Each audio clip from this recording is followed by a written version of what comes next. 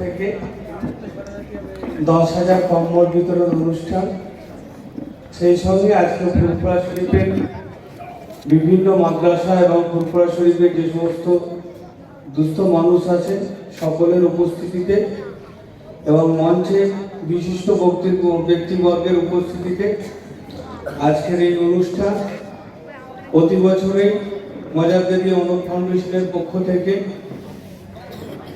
কম্বল বিতরণ যে অনুষ্ঠান করা হয়, সেই বছরও 10,000 কম্বল বিতরণ অনুষ্ঠান করা হচ্ছে এবং ফুরফুরা শরীফ ছাড়া বিভিন্ন শাখা সংগঠনের পক্ষ থেকে এই কম্বল ডিস্ট্রিবিউশন হয়। তার আজকেই প্রথম সূচনা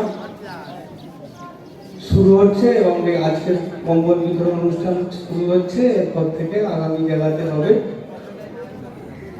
অনাথ ফাউন্ডেশনের এই প্রোগ্রাম সুষ্ঠুভাবে যাতে হয় এই বলে আমি আমার বক্তব্য শেষ করছি।